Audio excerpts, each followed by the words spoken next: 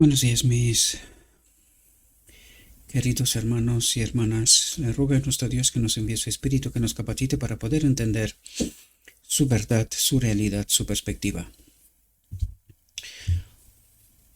Vamos a tratar de entender un nuevo tema, Isaac. Me voy adelantando a la promesa hecha de 300 visualizaciones o una semana por circunstancias, porque mi tiempo es el que es y las circunstancias son como las que son. A pesar de que estamos quizás poco pasadas de 150 visualizaciones de la reflexión anterior, también hay que tener en cuenta un aspecto, que cuando tratamos cuestiones que son entendimientos, ¿verdad? Esta mucha luz que reflexión tras reflexión terminamos con ella, ¿verdad? Con este texto. A veces no todo el mundo está de acuerdo o comprende esta realidad. Por lo tanto, está claro que tampoco comparte.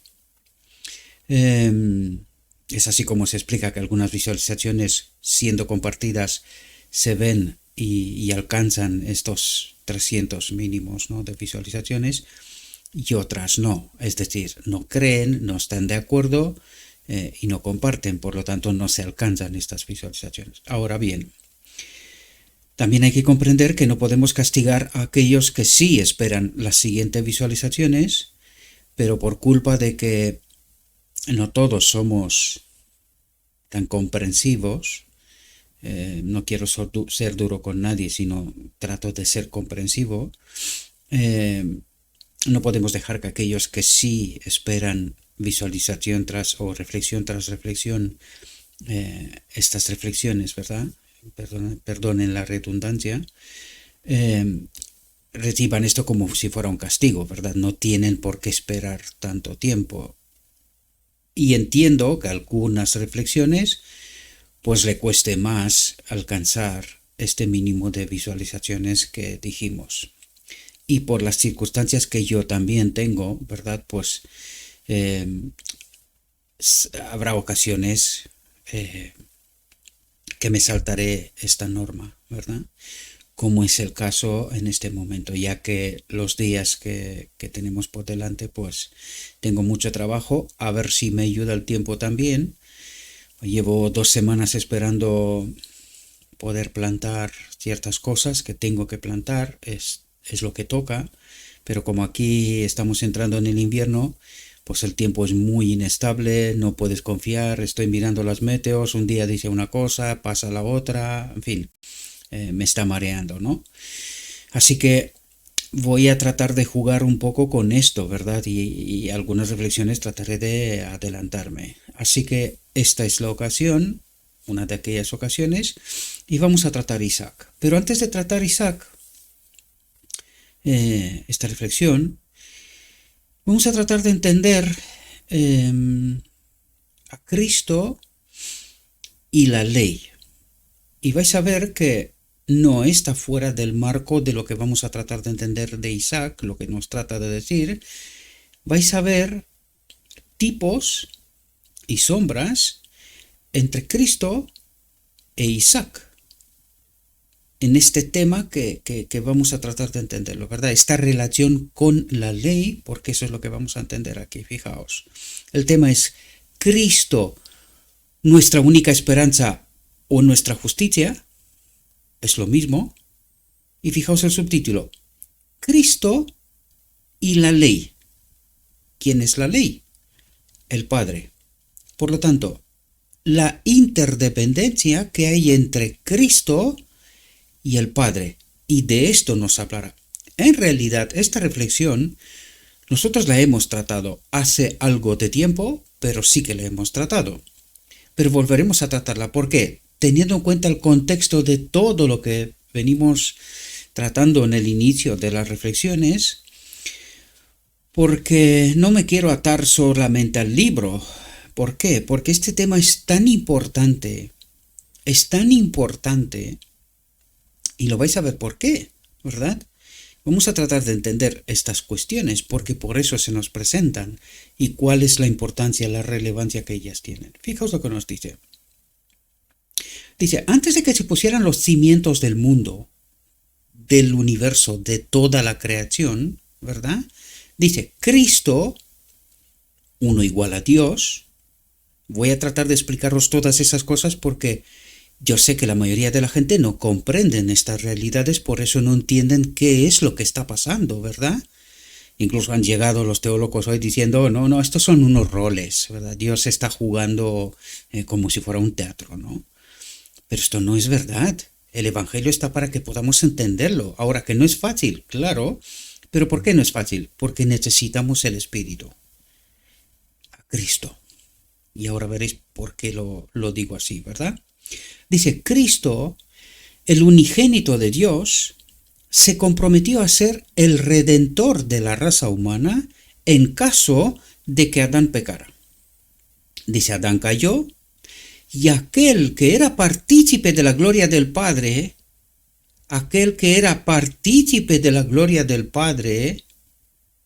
es decir, aquel que era uno con Dios en naturaleza, uno, ¿verdad? Espíritu. Dice, antes de que el mundo existiera, atentos, dice, se despojó de su manto real y de su corona real. ¿Qué es lo que quiere decir? Se despojó de su divinidad. Y ahora vamos a ver qué pasó, ¿verdad? Porque trata de explicarnos esta realidad.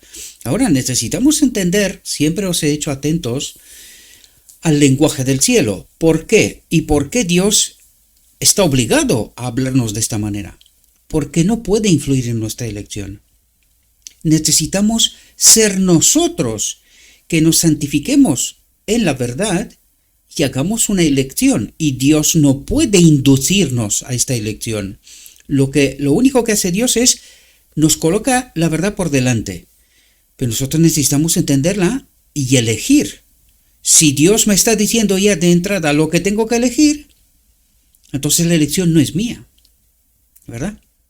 Aunque hay una colaboración allí, y lo vais a ver, una interdependencia, pero no es una elección que yo hago en base a la verdad, a una comprensión, un estudio, una comprensión de la verdad. Esto también revela de por qué mucha gente está confundida. Porque mucha gente escucha a los hombres confiando más en el hombre que lo que está escrito. Y no tienen una conexión real con el Espíritu, por eso no logran comprender las claves de lo que Dios trata de revelarnos, porque se nos revela la verdad. Este misterio de la piedad, porque esto es lo que nos revela aquí, el misterio de la piedad. Es decir, ¿qué pasó en la encarnación en realidad? ¿Verdad? Si es mucho más que solamente la encarnación. Pero de eso nos está hablando aquí, de la encarnación. Uno igual a Dios se convierte en uno igual al hombre. Entonces dice, se despojó de su manto real y de su corona real y descendió de su elevada autoridad. Es decir, dejó de ser uno igual a Dios, se despojó de su divinidad y vamos a ver qué pasó con esta divinidad. Fijaos, dice, para convertirse en un bebé en Belén, ¿convertirse en qué? En un hombre, para que pasando por el suelo donde Adán tropezó y cayó, pudiera redimir a los seres humanos caídos. Es decir, ser un ejemplo, tratar de ayudarnos a comprender, es justo lo que estaba diciendo antes. Trató de ser un modelo para nosotros, porque ¿qué pasó en Edén? Adán desconfió de Dios, ¿verdad? Entonces, Cristo se convierte en Jesús, o Jesucristo, y nos da un ejemplo de cómo se manifiesta la presencia de Dios en este templo, ¿verdad? Mirándole a Él. Entonces, entendiendo esta realidad, que nosotros también elijamos confiar en el Padre. Recuerden, Cristo y la ley, Cristo y el Padre, la interdependencia. ¿Solo en Cristo? No. Nosotros también tenemos que experimentar esta misma realidad, ¿verdad? Por lo tanto, dice, se sometió a todas las tentaciones que el enemigo lanza contra los hombres y las mujeres. Y todos los asaltos de Satanás no pudieron hacerle desviarse de su lealtad al Padre. Comprendemos una interdependencia con el Padre, con la voluntad del Padre. Dice, al vivir una vida sin pecado, sin separarse de Dios, sin salir de esa lealtad al Padre, porque esto es el pecado, separación de Dios. Y eso es lo que trata de explicarnos Cristo y la ley, Cristo y el Padre. ¿Qué significa esto? Pues esto trata de explicarnos cómo estamos nosotros conectados con la naturaleza divina, mirando al hombre Jesucristo, ¿verdad? Al vivir una vida sin pecado, sin estar separado del Padre, dio testimonio que todo hijo e hija de Adán puede resistir las tentaciones de quien primero trajo el pecado al mundo, es decir, del enemigo, ¿verdad? Atentos cuando habla de Cristo y atentos cuando habla de Jesús. Siempre os he dicho, hagan estas distinciones y entenderán. De otro modo, no entenderán. Estarán confundidos. Dice, Cristo, la naturaleza divina, trajo a los hombres y mujeres el poder de vencer. ¿Qué pasó en la encarnación? Porque aquí nos habla de la naturaleza divina. ¿De quién? De Cristo, de este uno igual a Dios, que dejó de existir. Este Cristo, uno igual a Dios, dejó de existir. Y ahora vamos a ver qué es lo que está pasando. Y dice, Cristo, cuando deja de ser uno igual a Dios, trajo a los hombres y mujeres el poder de vencer. ¿Qué nos trata de decir? Que esta naturaleza divina, este manto real, esta corona, ¿verdad? Esa divinidad de la cual Él se despoja, nos la da a nosotros. Es decir, Él paga el precio por el pecado, pero como Dios no muere, ¿qué es lo que hace? Trae esta vida, que Adán la perdió, nos la trae a nosotros, ¿verdad? Pero ¿dónde se manifiesta primeramente? Dice, Cristo, la naturaleza divina, trajo a los hombres y mujeres el poder de vencer. ¿Qué es lo que trajo? El Consolador, el Espíritu Santo, la naturaleza divina. Es decir, en el hombre Jesús se coloca la naturaleza divina, Cristo, y se convierte en Jesucristo. Y vamos a ver que Cristo está sujeto a la naturaleza humana del hombre Jesucristo. Tengo que explicarlo así porque no es fácil. El otro día estuve hablando con un maestro de Israel y un muy buen amigo mío, y me decía, es que la naturaleza del Espíritu Santo no está muy bien definida. Está todo lo definida que nuestra mente pueda comprender. Esto es lo que trata de hacer Dios, ayudarnos a comprender esta realidad. El propósito eterno de Dios es que Él habite en todo ser creado. ¿Y cómo nos lo demuestra? En el hombre Jesucristo. Por lo tanto, dice, vino a este mundo en forma humana. Cristo se convierte en el niño del Belén. Vino a este mundo en forma humana. Fijaos que nos está tratando de ayudar a comprender profundidades cuanto más puede hacerlo, ¿verdad? En este lenguaje que no sea tan directo, ¿sí? Vino a este mundo en forma humana para vivir como hombre entre los hombres, hombre entre los hombres, no otra cosa. Y eso necesitamos comprender.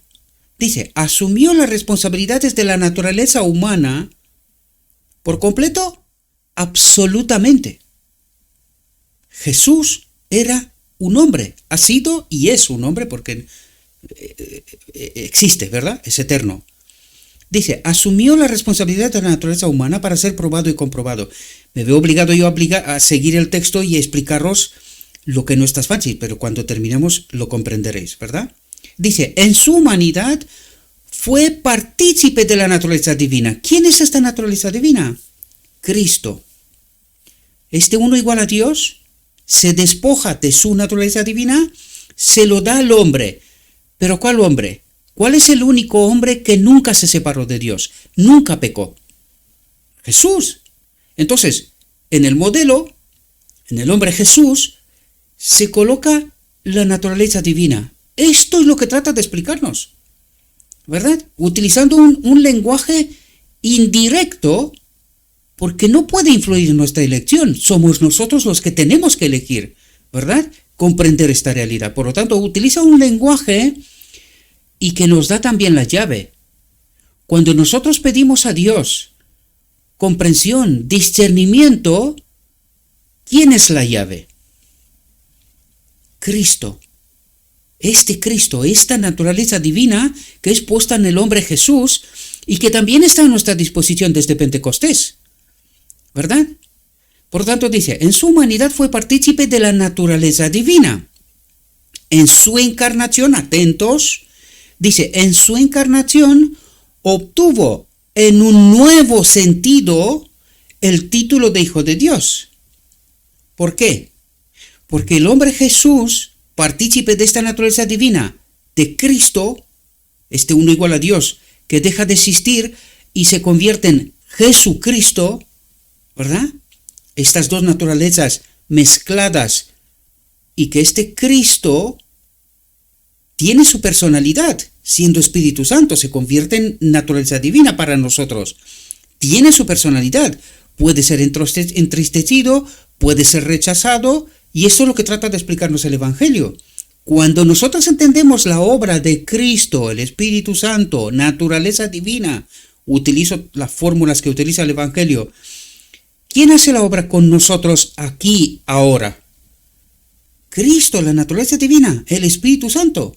Él obra a través de esta naturaleza divina que fue dada al hombre. ¿Cuál hombre?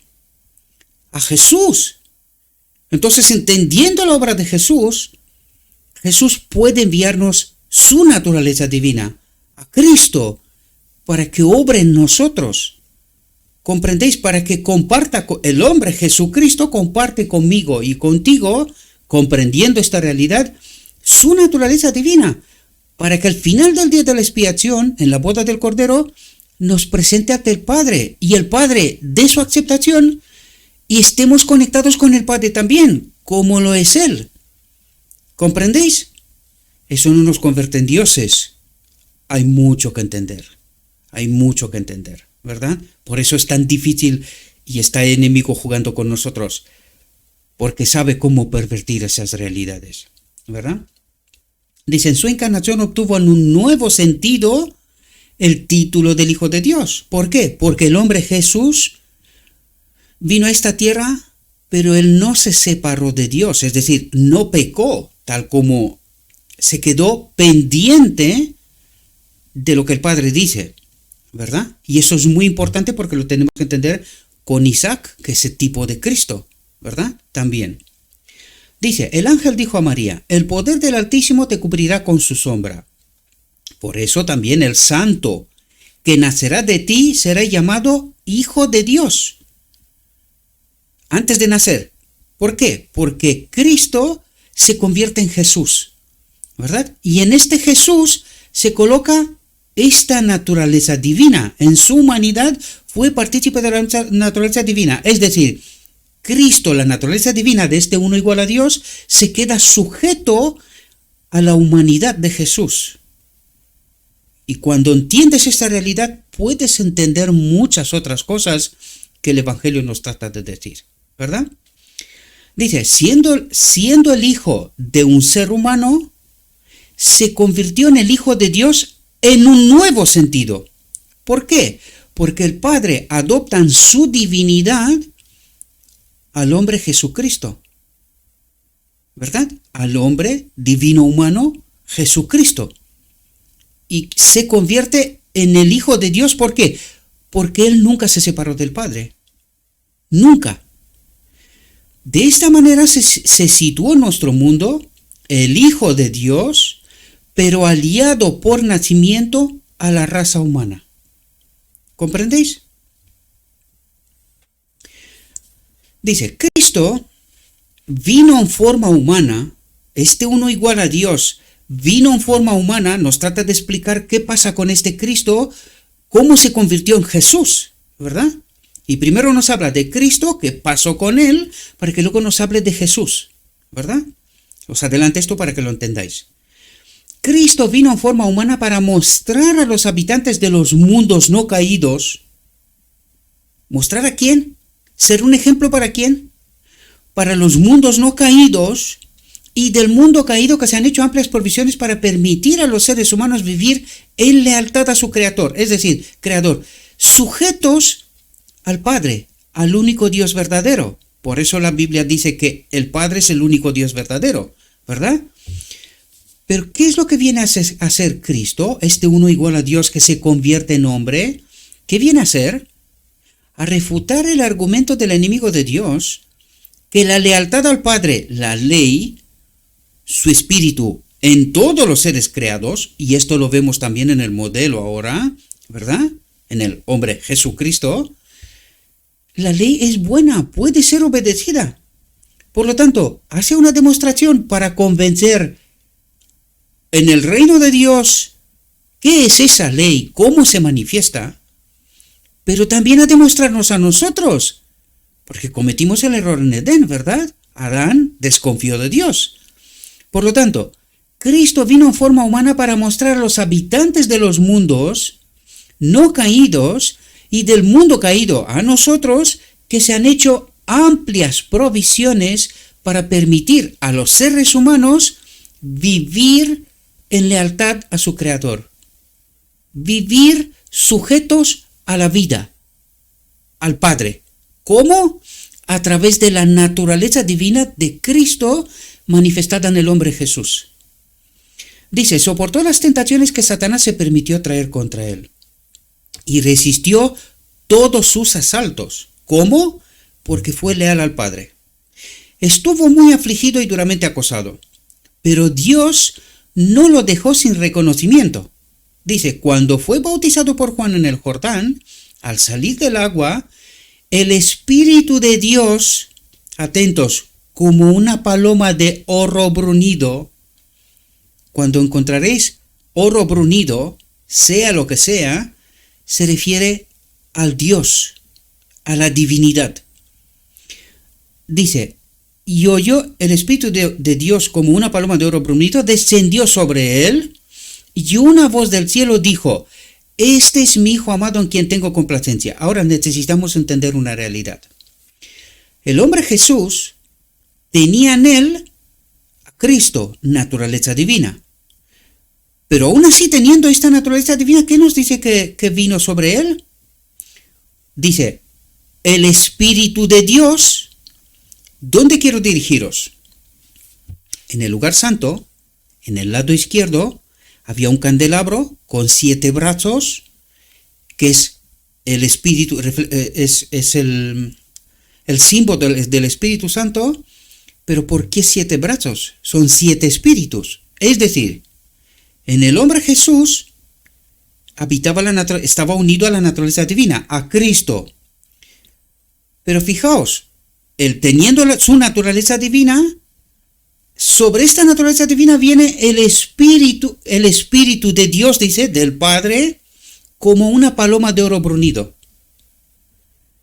¿Entendéis lo que está pasando aquí? Necesitamos entender por qué. Porque hay que entender a Adán en Edén. Adán en Edén estaba unido a la naturaleza divina. ¿Cuál era la naturaleza divina de Adán?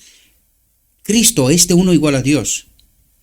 Fue Cristo el que sopló en las narices de Adán soplo de vida, ¿verdad? Por lo tanto tenía el Espíritu de Cristo. Pero en el segundo Adán, viene una paloma de oro bruñido, es decir, el Espíritu del Padre, como reconocimiento que este es su Hijo. Espero que entendáis, no necesitáis creerme a mí, trato solamente de ayudar. Profundicen todo lo que puedan en el texto y traten de entender, ¿verdad? Como una paloma de oro bruñido descendió sobre él y una voz del cielo dijo, este es mi Hijo amado en quien tengo complacencia. ¿Quién habla? El Padre. Dice, fue directamente después de este anuncio que Cristo fue conducido por el Espíritu al desierto. Marcos dice, inmediatamente el Espíritu lo condujo al desierto. ¿Qué Espíritu? Cristo, ¿verdad? Inmediatamente el Espíritu lo condujo al desierto y estuvo ahí en el desierto 40 días tentado por Satanás y estaba con las fieras. y en aquellos días no comió nada. Fijaos ahora nos presenta la humanidad. Fijaos lo que dice, el encuentro con la tentación.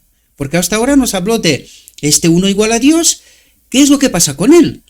Como viene, se convierte en el niño de Belén, en Jesús, ¿verdad?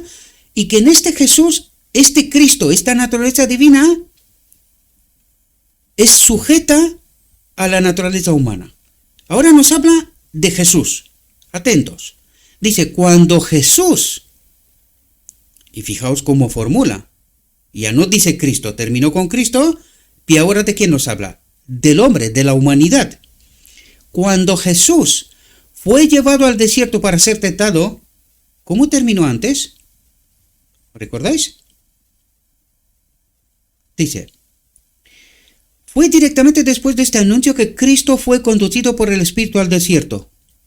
¿Cómo empieza aquí? Cuando Jesús fue llevado al desierto para ser tentado, ¿comprendéis las dos caras del hombre Jesucristo? Y ahora nos habla de la humanidad de Cristo, ¿verdad? Del hombre. Y dice, cuando Jesús fue llevado al desierto para ser tentado, dice, fue guiado por el Espíritu de Dios. Dice, no invitó a la tentación. Esto tiene muchísimo recorrido. ¿Cuándo lo entenderemos? En Isaac. Pronto llegaremos a él, ¿verdad? Pero todavía nos queda un poquito. Dice, no invitó a la tentación. Esto tiene mucho significado. Vamos a seguir esto porque no quiero perder este hilo, ¿verdad? Pero hay muchas cosas, se puede profundizar muchísimo aquí. Dice, fue al desierto. Atentos, ¿por qué fue al desierto? Dice, fue al desierto para estar solo, para contemplar su misión y su trabajo. ¿De quién estamos hablando aquí? De Jesús. Es decir, el hombre necesita entender cuál es su misión y su trabajo. Fijaos lo que ocurre. Dice, mediante el ayuno y la oración, debía prepararse para el camino manchado de sangre que iba a recorrer. Es decir, ¿cuándo empieza el sacrificio? Cuando Cristo, uno igual a Dios, se convierte en el niño del Belén, en el Jesús, uno igual al hombre, ¿verdad? ¿Y qué es lo que dice? Mediante el ayuno y la oración debía prepararse para el camino manchado ya de sangre que iba a recorrer. Es decir, está empezando este recorrido, ¿verdad? Dice, ¿cómo iba a comenzar su trabajo de liberar a los cautivos atormentados por el destructor? Dice, durante su largo ayuno, se le presentó todo el plan de su obra como libertador del hombre. ¿Dónde se le presenta a Jesús su obra?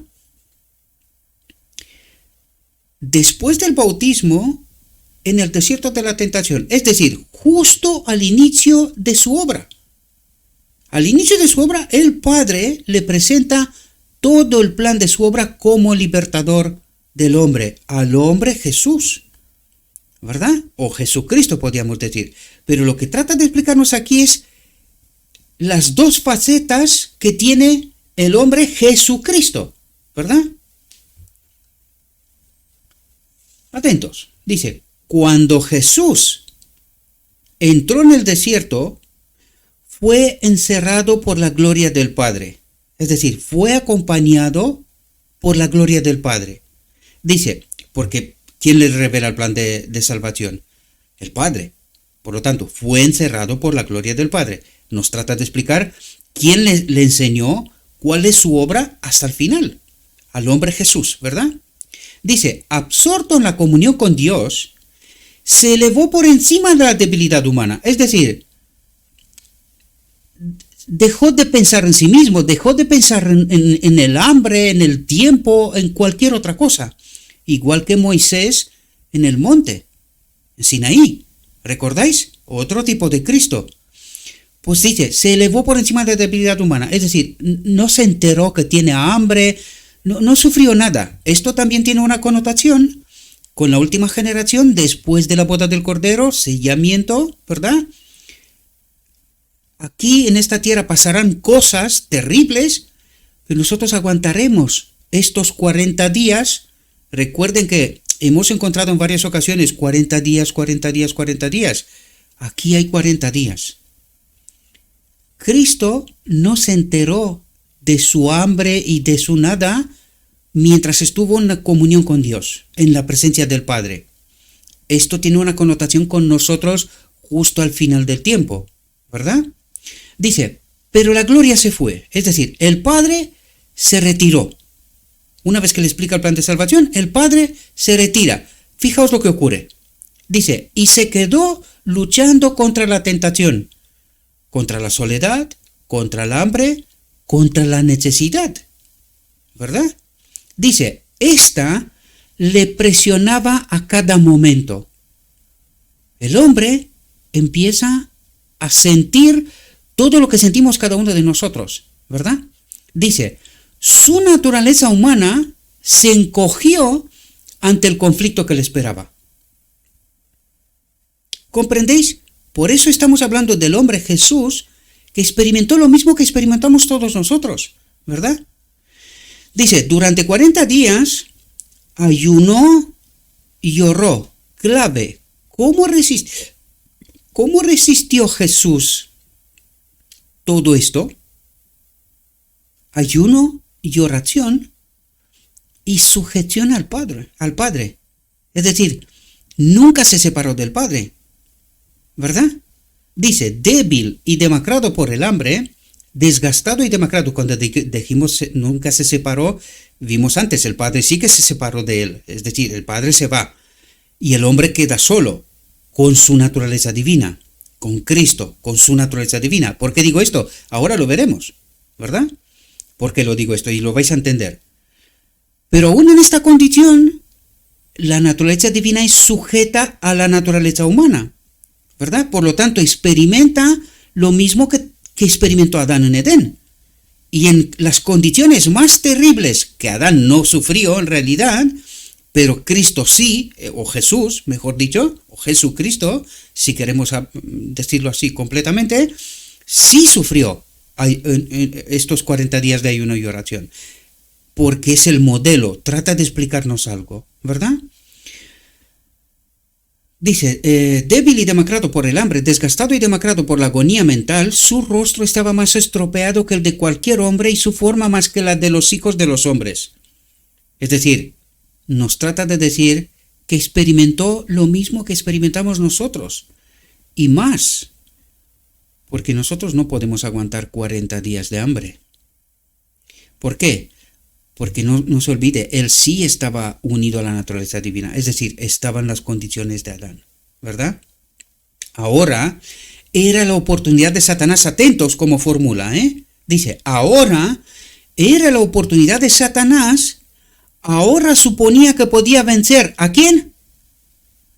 A la naturaleza divina que estaba en él, igual que en el primer Adán. ¿Comprendéis? Ahora suponía que podía vencer, ¿a quién? A Cristo.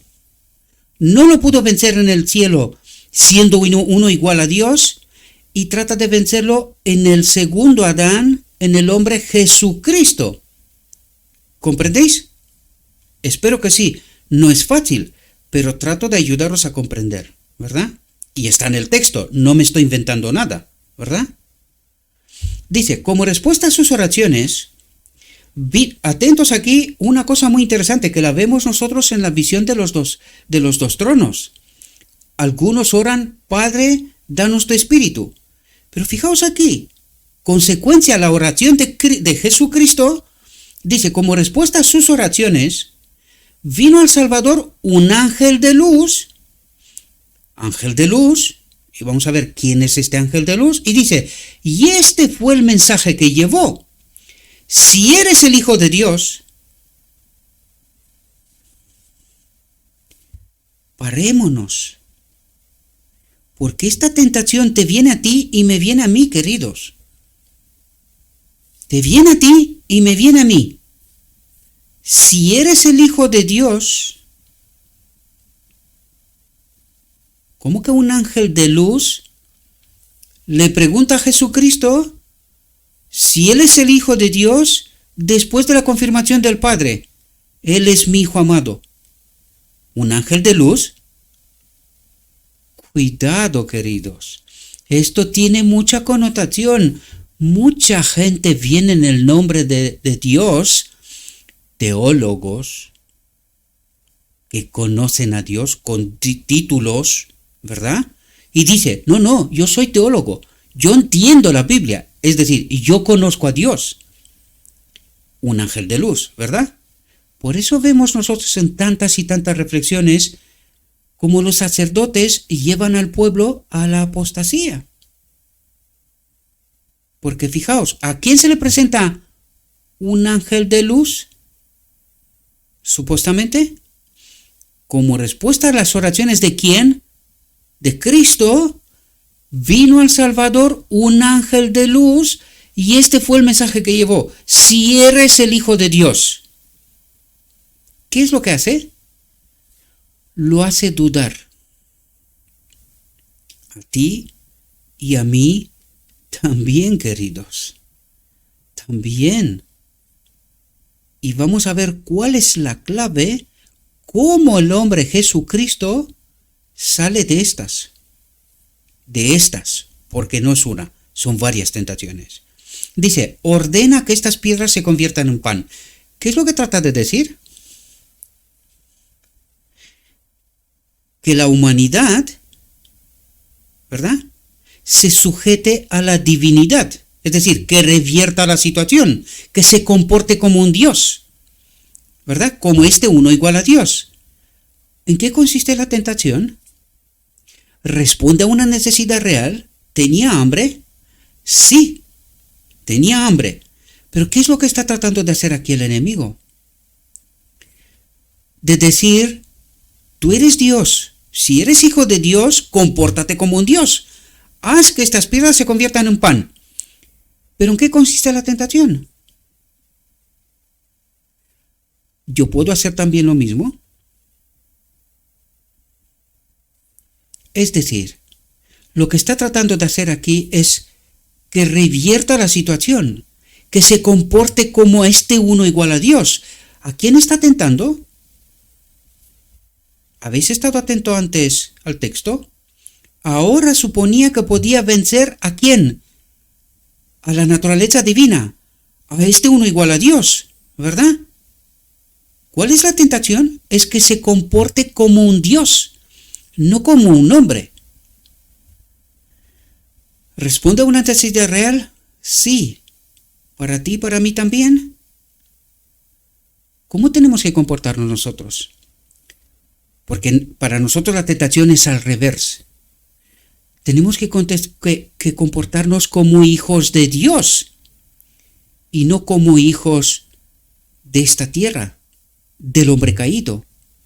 ¿Y qué nos propone a nosotros? Más dinero, hazte casas aquí, establece tú todo que esté aquí en este reino, porque este reino le pertenece ¿a quién? Al enemigo.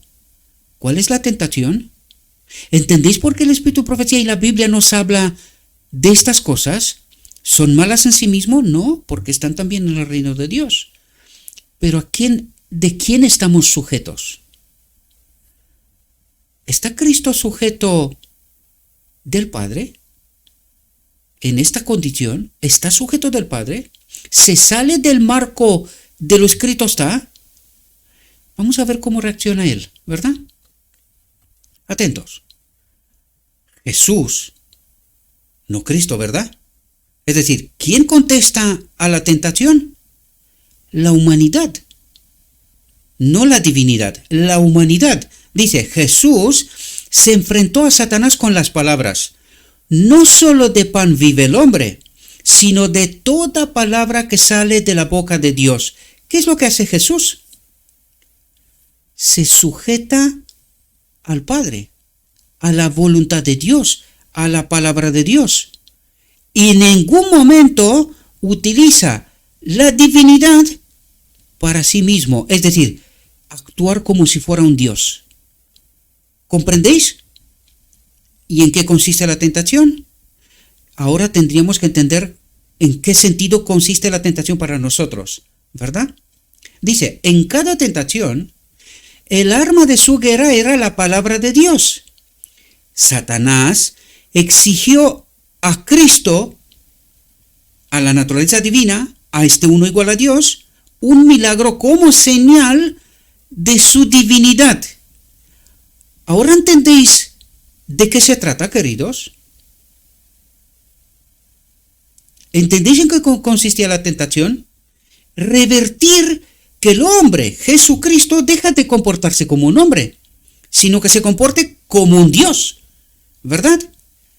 Pero Jesús entendía muy bien que este Cristo ha de estar sujeto a la naturaleza humana, a Jesús. ¿Por qué? Porque este Jesús es el Hijo de Dios, en el cual habita la plenitud de la divinidad, este uno igual a Dios, Cristo, la naturaleza divina, el Espíritu Santo. ¿Entendéis la profundidad? ¿Entendéis de que Jesucristo son dos personalidades en un solo ser? ¿Verdad?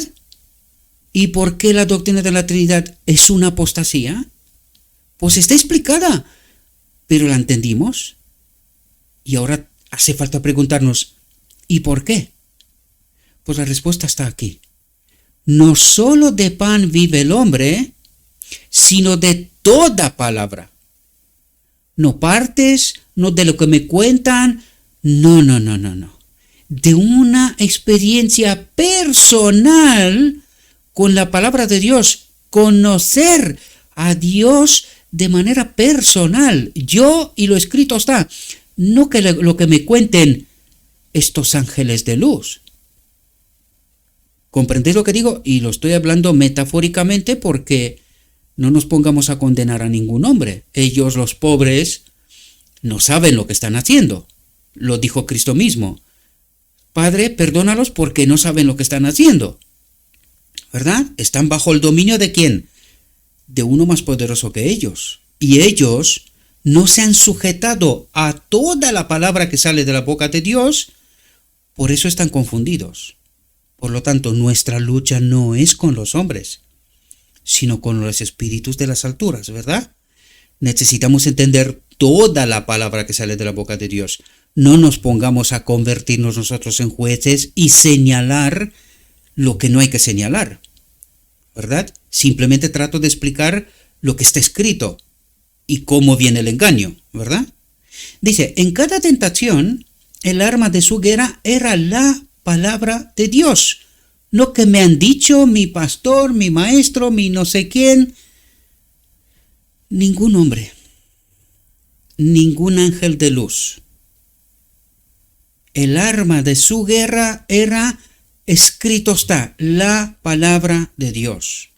Satanás exigió a Cristo un milagro como señal de su divinidad, como que Él es Dios. Déjate de ser un hombre. Compórtate como quien eres. Tú eres un Dios.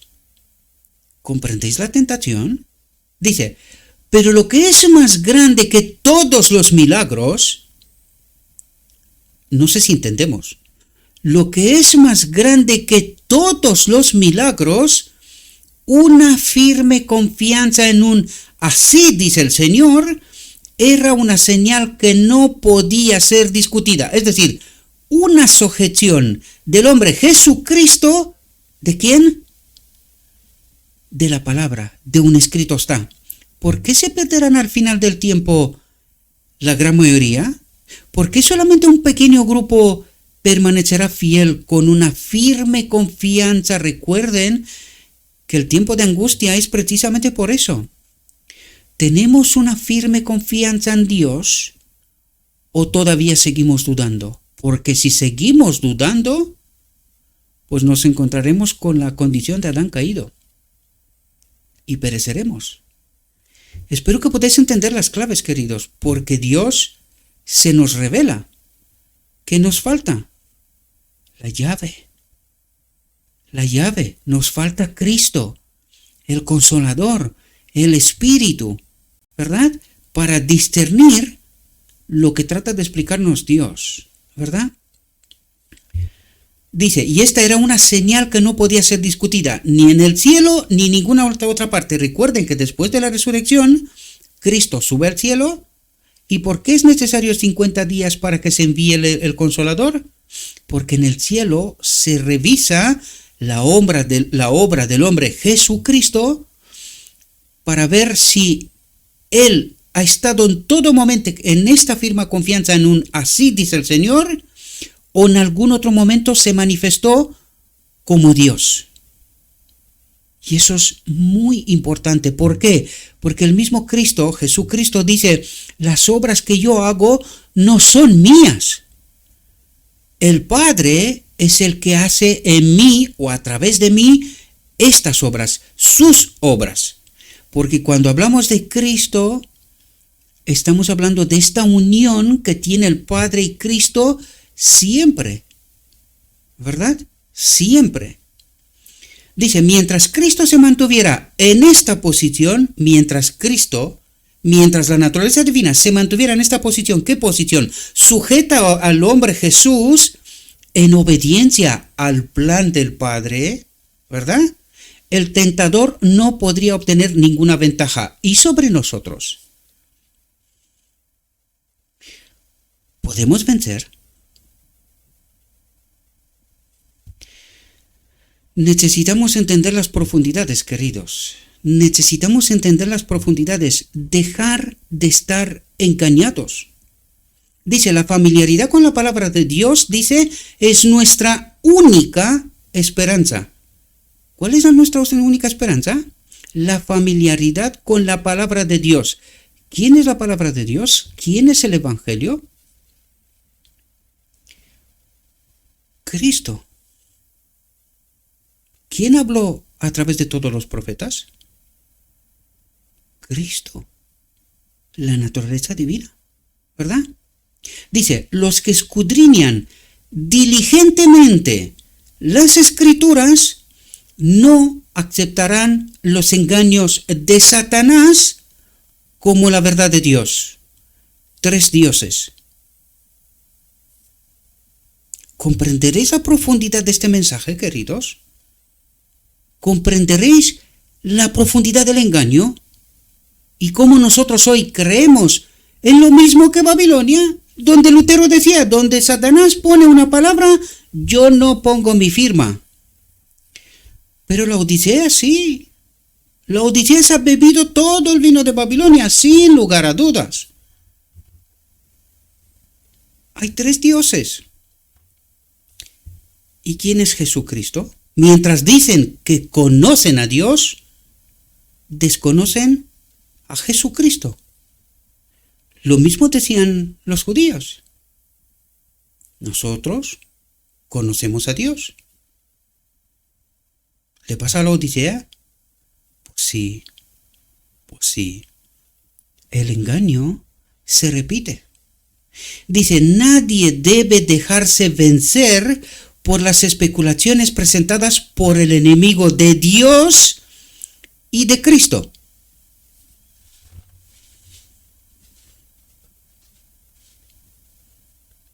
¿Cuántos son?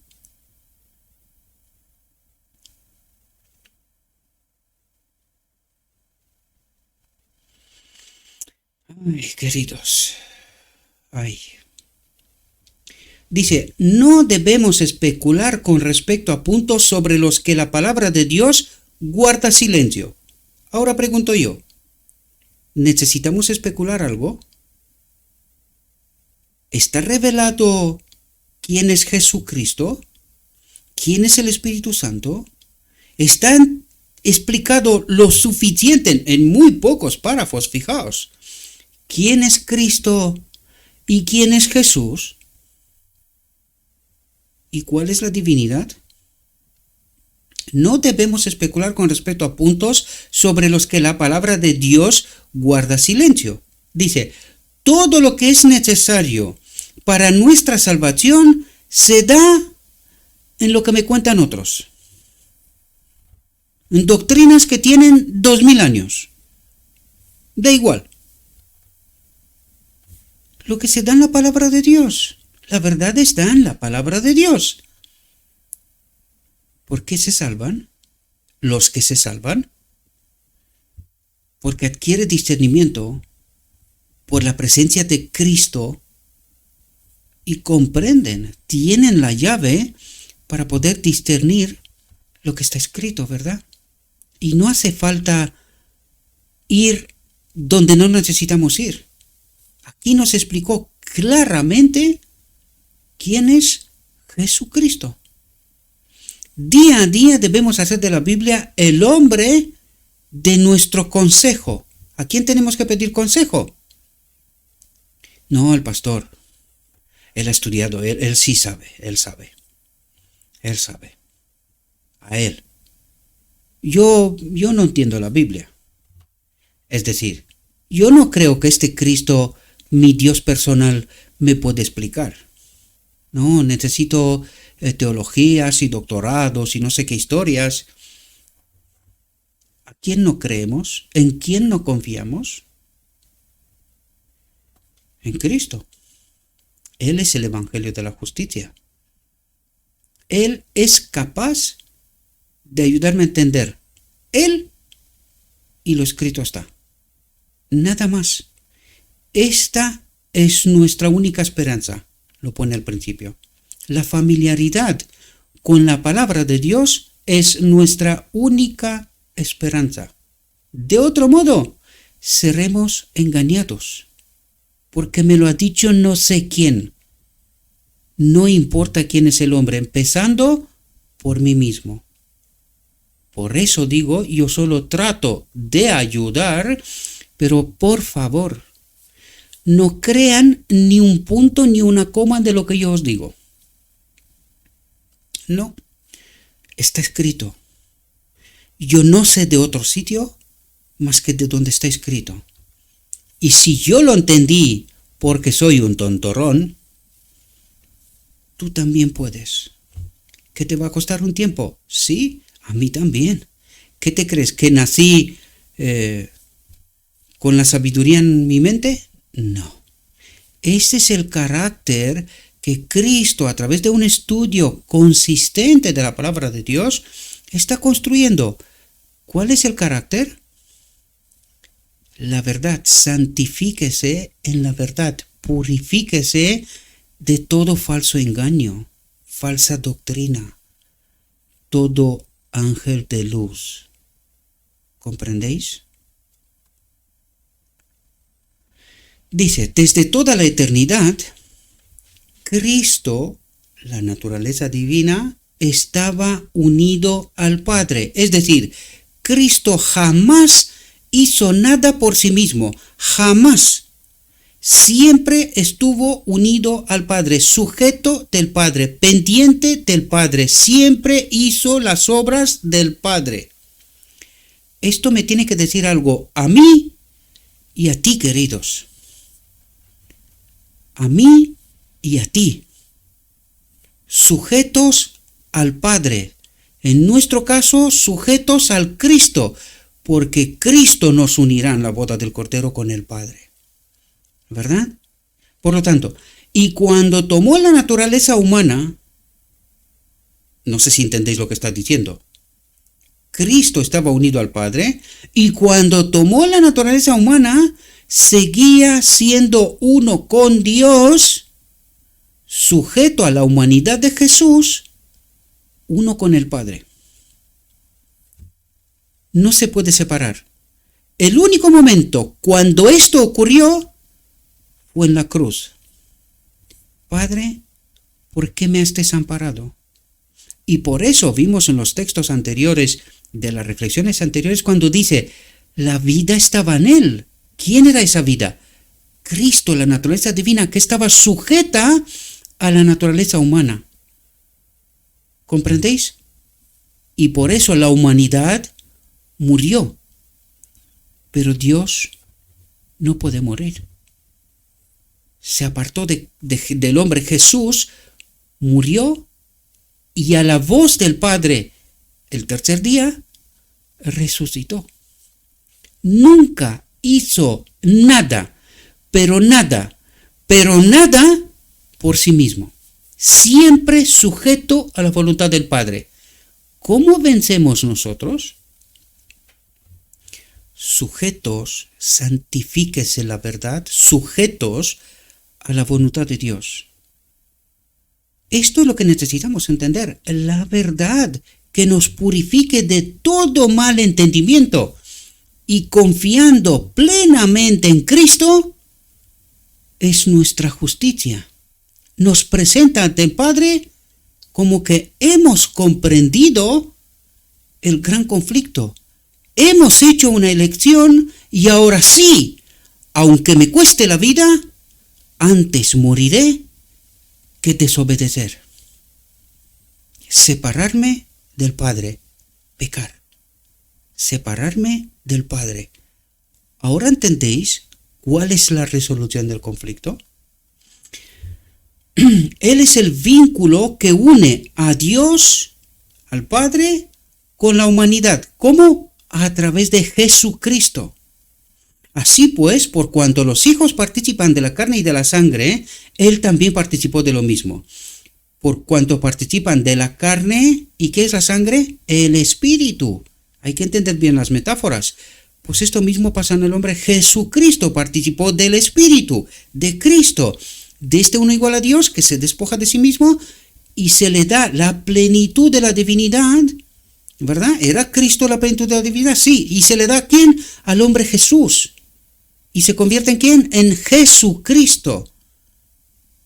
Por cuanto los hijos, Adán, participa de la carne, la humanidad, y de la sangre, del espíritu, el propósito eterno de Dios, que Él habita en todo ser creado, las dos naturalezas misteriosamente mezcladas, en el modelo, y a partir de la boda del Cordero, en nosotros también, ¿verdad?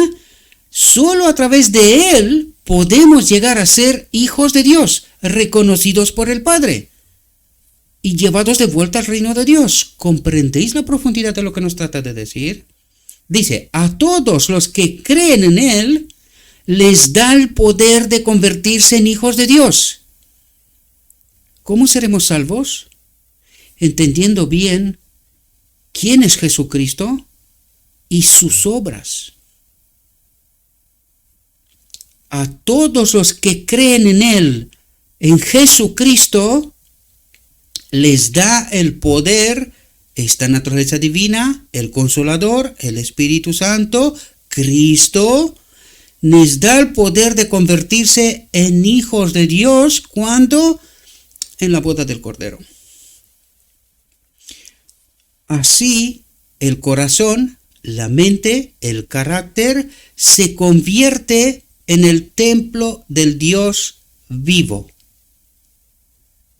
¿Comprendéis lo que ocurre en la boda del Cordero? La aceptación del Padre, que nuestra mente ha sido renovada. Ahora sí confiamos plenamente en Él. No como el error que Adán cometió en Edén, desconfiando de Dios, ¿verdad? Gracias a que Cristo, este uno igual a Dios, tomó la naturaleza humana, los hombres y mujeres llegan a ser partícipes de la naturaleza divina, de Cristo, del Espíritu Santo, del Consolador. Él trae la vida y la inmortalidad a la luz a través del Evangelio, no de los doctores, no de los sacerdotes, no de los pastores, no de ningún hombre, del Evangelio, Jesucristo. Espero que podamos entender la profundidad del mensaje, mis queridos hermanos. Y ahora sí, vamos a ver al tipo Isaac del antitipo Cristo. Y vais a ver qué conexión maravillosa hay en esta reflexión. Perdóname un segundo.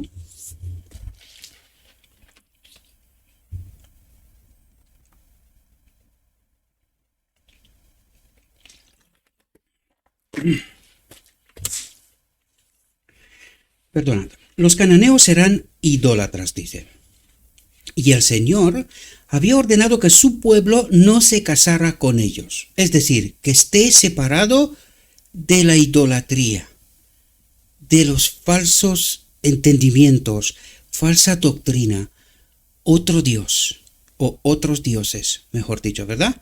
para no caer en la idolatría, para no empezar a adorar a otro Dios, a un falso Dios.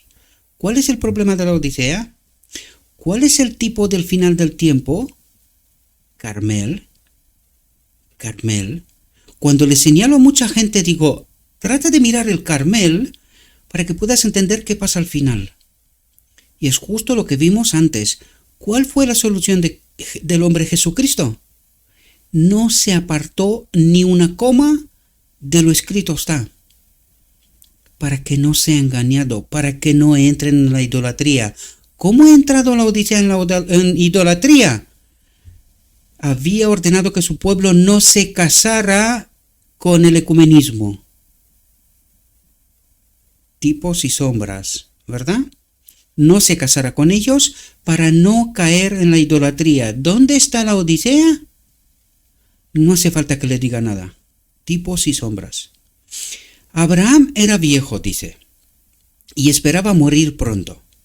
Isaac aún no se había casado. Dice, Abraham temía la influencia corruptora que rodeaba a Isaac y estaba ansioso de que se le seleccionara una esposa que no lo apartara de Dios. Tipos y sombras. El remanente final. Estaba ansioso de que se le seleccionara una esposa, una iglesia que no lo apartara de Dios. Encomendó este asunto a su fiel y experimentado siervo que gobernaba todo lo que tenía. Abraham exigió a su siervo que le hiciera un juramento solemne ante el Señor de que no tomaría una esposa para Isaac de los cananeos. No se casaría, tipo con la Odisea, con el ecumenismo, con los cananeos, ¿verdad? Sino que iría a la parentela de Abraham, que creía en el verdadero Dios. ¿Quién es la parentela de Abraham? La primera generación, queridos. Estamos en el día de la expiación. Hay que entender qué pasó en la primera generación, la parentela de Abraham. ¿Dónde se manifestó Cristo? En la primera generación. ¿Dónde está la respuesta de todo lo que estamos estudiando? Allí está la verdad. Y hoy día la Odisea reconoce los pioneros no adoraban la Trinidad, es decir, no estaban en idolatría. ¿Dónde está la Odisea hoy? En idolatría, queridos. Sino que iría a la parentela de Abraham, que creía en el verdadero Dios, y seleccionaría una esposa para Isaac, una iglesia para Cristo. Le ordenó que tuviera cuidado que no llevara a Isaac al país de donde venía, que no llevara a Isaac a la doctrina de donde venía, ¿verdad? A los apóstatas. Tipos y sombras, queridos. ¿Qué necesitamos? La llave. Sin ella lees, pero no entiendes nada. Nada.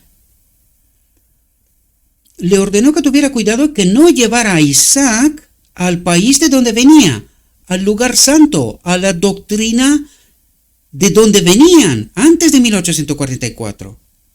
Dice, pues casi todos estaban afectados por la idolatría. ¿Qué dice? Casi todos estaban afectados por la idolatría. ¿Qué nos dice la visión de los dos tronos? ¿Dónde está el pueblo que Cristo dejó delante de la tienda del lugar santo? Uno detrás de otro se han ido ¿a dónde? A los cananeos, al lugar santo. ¿De qué habla Dios aquí? ¿Está esto relacionado conmigo y contigo aquí y ahora? ¿Cuánto tiempo lleva este Cristo, este texto escrito? Pero sobre todo, ¿cuánto tiempo es esta historia presentada aquí? Desde el principio, Dios nos reveló el final. Aquí está. ¿Lo entendemos? Si no podía encontrar una esposa para Isaac que dejara su parentela y viniera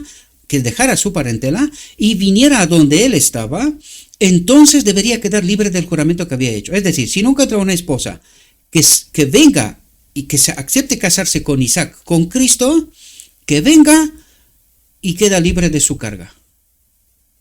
¿Verdad? Eso es lo que trata de decir. Dice, este importante asunto no se dejó en manos de Isaac. Este importante asunto no se dejó en manos de Isaac. Recuerden que está hablando, y vais a ver de lo que está hablando aquí, hay muchas capas. Lo dije en la reflexión anterior, veo que no se entendió, pues seguimos. Y otra vez vemos varias capas de entendimiento hablando de Isaac, un tipo de Cristo, pero al mismo tiempo del final del tiempo. Y no queremos creer. Y ya no hace falta decir por qué. ¿Por qué no se comparten estos mensajes? ¿Pero por qué no se comparten? Porque falta Cristo. Por eso no hay discernimiento. Por eso no creemos lo que vemos. No, esto no puede ser verdad. Pues está en la Biblia. Ya no te hablo de espíritu profecía. No, está en la Biblia. ¿Entendimos lo que está escrito? ¿Y por qué? Dice, Abraham le dice a su siervo que Dios enviará a su ángel delante de él para dirigirlo en su elección. A su ángel, cuarto ángel. ¡Qué maravillas!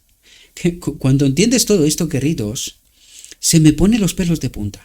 ¿Cómo se revela Dios? ¿Cómo nos revela el Evangelio? Increíble. ¿Verdad? Increíble. Pero verdad. ¿Qué misterios hay que no nos sean revelados? Solo son misterios para aquellos que no tienen a Cristo. Para ellos todo esto es misterio. Pero para los verdaderos hijos de Dios, esto es un libro abierto. Dice, el siervo a quien se encomendó esta misión emprendió su largo viaje. Al entrar en la ciudad donde vivía la familia de Abraham, rogó encarecidamente a Dios que le dirigiera la elección de una esposa para Isaac. ¿Qué hizo?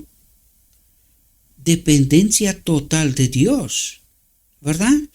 Rogó encarecidamente a Dios que le dirigiera la elección de una esposa para Isaac.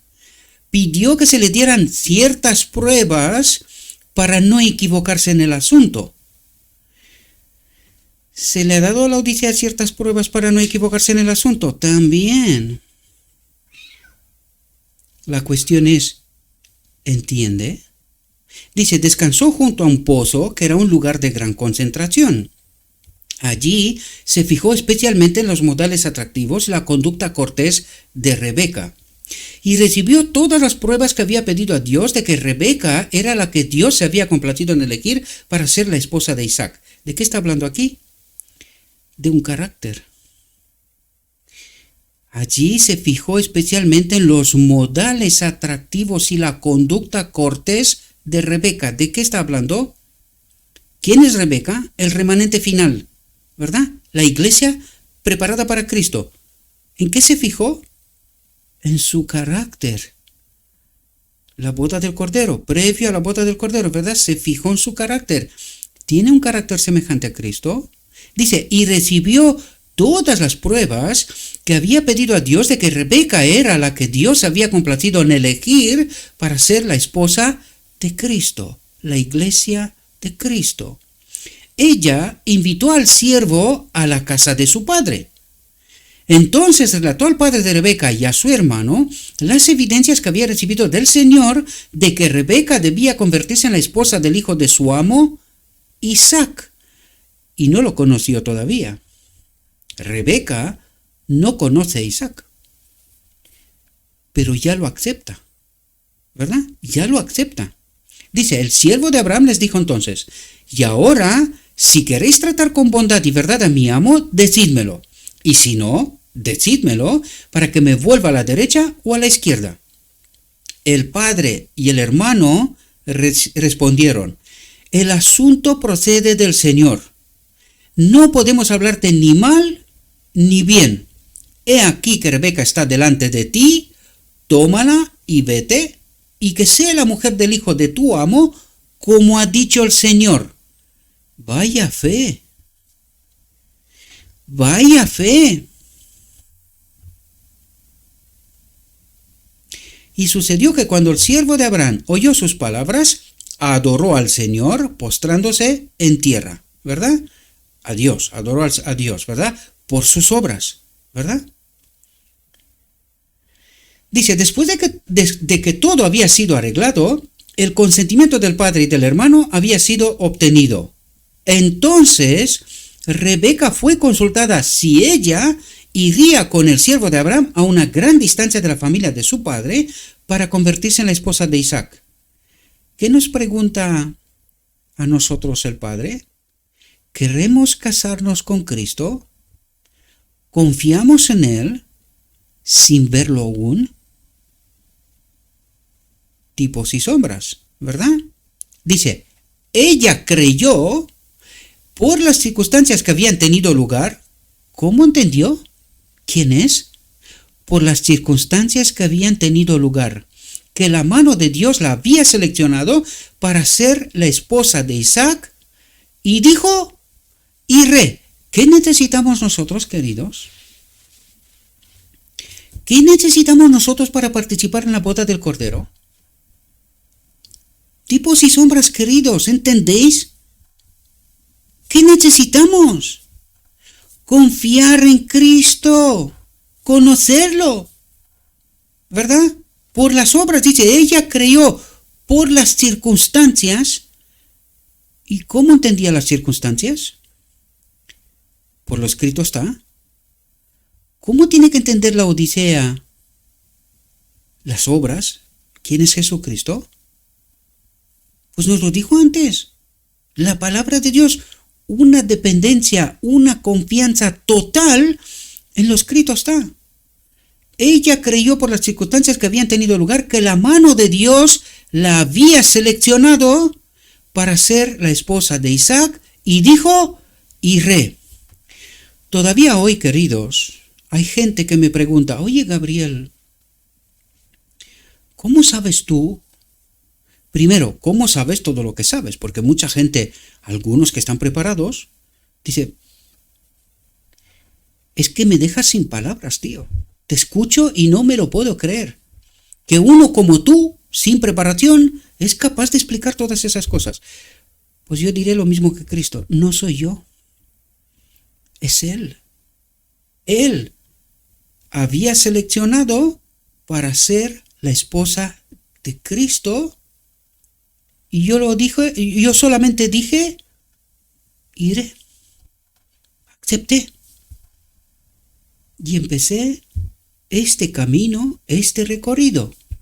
No soy nada especial, queridos. Lo único que quise conocer, quién es mi amo. Y poco a poco, Él se me reveló. Ella creyó por las circunstancias que habían tenido lugar, que la mano de Dios la había seleccionado para ser la iglesia de Cristo, la esposa de Isaac. Y dijo, iré. Plena y total confianza. Dice, los contratos matrimoniales eran entonces generalmente celebrados por los padres. Viene a nuestra actualidad para darnos una lección en cuanto a nuestra realidad. Pero fijaos lo profunda que era la lección, ¿verdad? Dice, pero no se utilizaba la coacción para obligarles a casarse con quienes no podían amar. ¿Qué nos dice Cristo en Apocalipsis 3? Yo estoy a la puerta y llamo. Mi amada, dicen los cantares en el Cantar de los Cantares. Mi amada. ¿Y qué dice la amada? Ay, me he lavado las piernas y tal, estoy en la cama, no salgo. Al final salió. ¿Pero qué pasó? Que su amado se fue. ¿Qué le pasa a la Odisea? Esto mismo, queridos. La amada cree conocer quién es el novio. Y cuando llamó a la puerta, ¿conoció quién era? No, dijo, no me bajo de la cama, me he lavado las piernas. Pero si hubiese sabido quién era la puerta, ¿hubiese bajado? ¿Por el novio?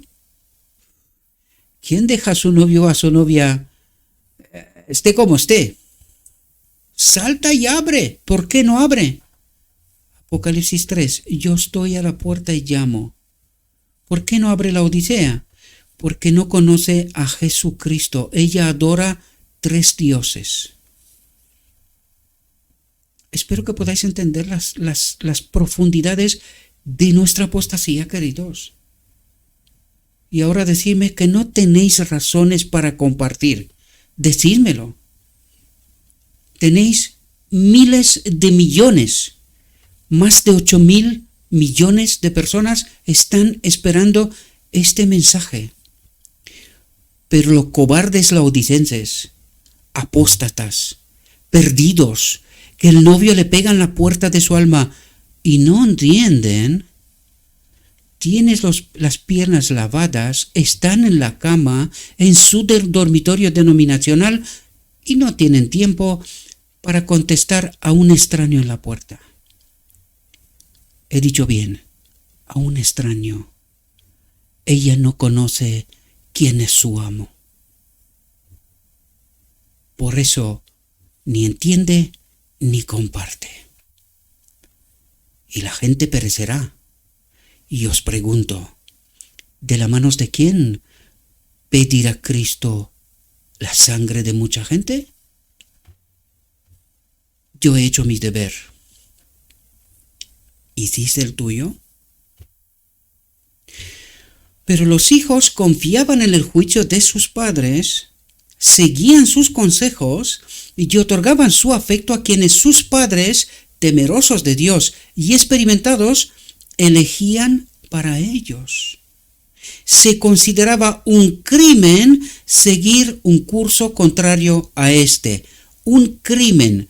Y vamos a ver por qué nuestra sociedad está como está hoy, porque nosotros hemos tomado el crimen por normalidad. El crimen por normalidad. ¿Por qué está el mundo en apostasía? Pero sobre todo, ¿por qué está Laodicea, el supuesto pueblo de Dios, en apostasía? Porque el crimen se ha convertido en normalidad. Fijaos lo que nos cuenta, porque Gabriel no habla por hablar. O mejor dicho, Dios. ¡Qué contraste con el curso que siguen ahora muchos hijos!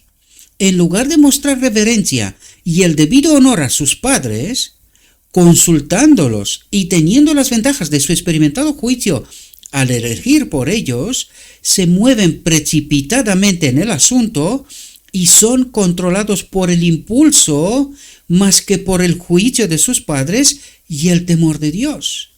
Es frecuente que contraigan matrimonio sin ni siquiera el conocimiento de sus padres, es decir, en escondite. Y en muchos casos, sus vidas se ven perjudicadas por los matrimonios precipitados porque el yerno o la nuera no se sienten obligados a hacer felices a sus padres, ¿verdad? Los jóvenes y las mujeres manifiestan a veces una gran independencia en el tema del matrimonio, como si el Señor no tuviera nada que ver con ellos. ¿Y qué es lo que hizo Cristo? Una dependencia, una sujeción total del Padre. ¿Quién elige la esposa para Cristo? Profundidades, queridos, necesitamos entender una sujeción total de Cristo.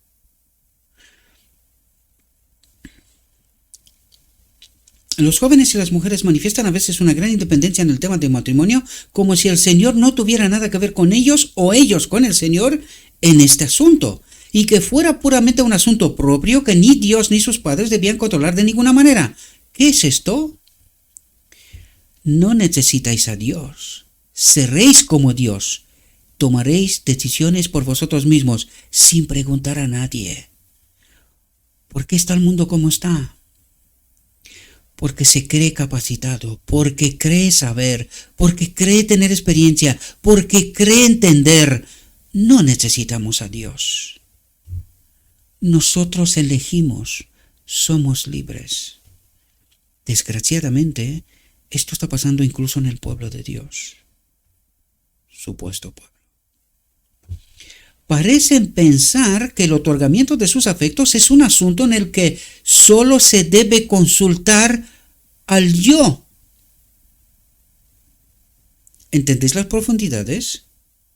Estos cometen un grave error, y unos pocos años de experiencia matrimonial generalmente les enseñan que es un error miserable. Y por eso vemos tantos matrimonios, porque se ha igualado, queridos, en el marco de aquellos que se llaman hijos de Dios cristianos, hay tantos divorcios como en el mundo. Es decir, no hay ninguna distinción. Pregunta, ¿por qué? Parecen pensar que el otorgamiento de sus afectos es un asunto en el que solo se debe consultar al yo y no es una elección con Dios, no es una sujeción a Dios. Yo soy libre, hago lo que quiero. Sí, pues prepárate para soportar las consecuencias. Da igual que estés en o fuera de la iglesia. Da igual. Puedes estar en la iglesia sin Cristo. Está escrito, queridos y queridas. Dice, esta es la gran razón de tantos matrimonios infelices en los que hay tan poco amor verdadero y generoso. Amor verdadero. ¿De dónde viene el amor verdadero? De Dios. ¿Le hemos preguntado? ¿Le hemos preguntado? Si no le hemos preguntado, Cristo no está presente en este matrimonio. Por lo tanto, hay tan poco amor verdadero y generoso, y tan poco ejercicio de noble tolerancia hacia el otro. Estos se comportan a menudo en sus propios hogares más como niños mezquinos que como marido y mujer dignos y afectuosos. Y yo pregunto, ¿y cómo serán los hijos? ¿Por qué está el mundo como está? ¿Porque conoce a Dios? ¿Por qué está la Odisea como está? ¿Porque conoce a Dios? Dios habla. ¿Hay alguien que escuche? ¿Hay alguien que entienda? ¿Que tenga discernimiento? Isaac había sido entrenado en el temor de Dios a una vida de obediencia. Y cuando tenía 40 años,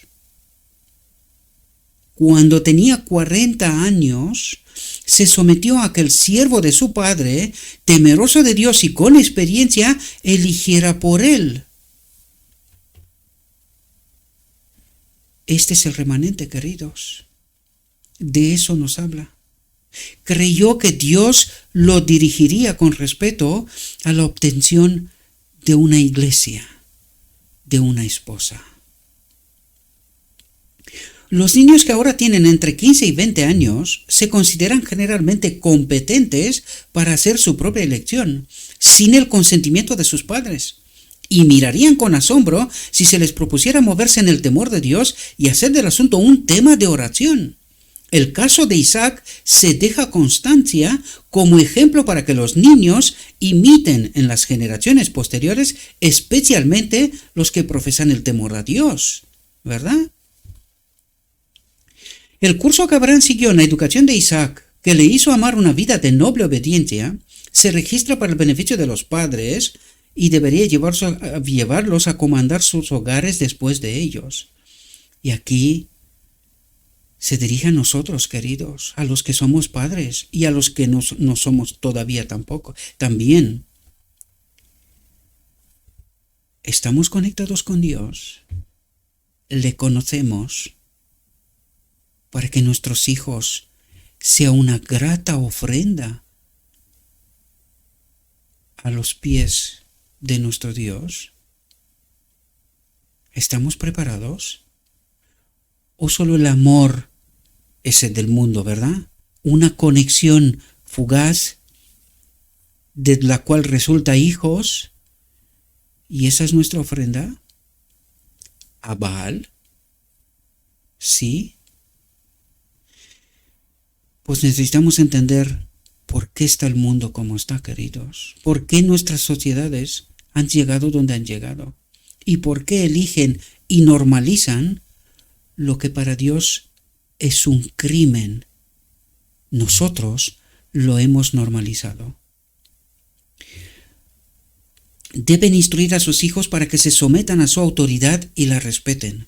Y deben sentir que recae sobre ellos la responsabilidad de guiar los afectos de sus hijos, para que los coloquen sobre personas que su juicio les enseñe que serían compañeros adecuados para sus hijos y sus hijas. Es un hecho triste que Satanás controla en gran medida los afectos de los jóvenes. Y algunos padres consideran que los afectos no deben ser guiados ni refrenados. Deja al niño en paz. Déjalo. Claro, luego lloramos, ¿verdad? Porque nosotros creímos que aquello era amar. Déjalo. El curso seguido por Abraham es una reprimienda para todos ellos y para todos nosotros, que somos padres, no preparados ni para amarnos, respetarnos, como autoridad frente a nuestros hijos, porque no entendimos quién es la iglesia. El padre y la madre son una. Es el Padre y Cristo, por eso nos enseña en Génesis lo que nos enseña. Esta es la iglesia. Pero cuando el Padre y Cristo están separados, no hay iglesia. No hay iglesia. Y el lugar de reunión se convierte en lugar de apostasía. Y esta no puede ser la iglesia que Isaac necesita, con un carácter semejante a Cristo. Espero que podamos entender bien todos estos asuntos, mis queridos hermanos. Dijo Cristo: todavía hay mucha luz que debe brillar de la ley de Dios y del Evangelio de la justicia.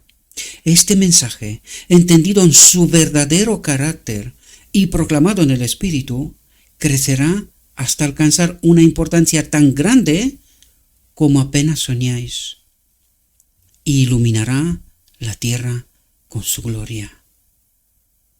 ¿Eres tú parte de esa gloria? ¿Tienes a Cristo? ¿Lo soy yo? Por los frutos los conoceréis. Espero que esta reflexión alcance con suma facilidad las 1000 visualizaciones en los próximos 3 días. Les ruego a nuestro Dios, mis queridos hermanos, que nos envíe su Espíritu, que nos capacite para que podamos entender su verdad, su realidad, su perspectiva. Entendiendo esto, que hagamos nuestra elección sabia con Cristo. Os deseo, mis queridos hermanos, que tengáis un próspero día. En todo lo que os he dicho en nombre de Cristo Jesús. Amén.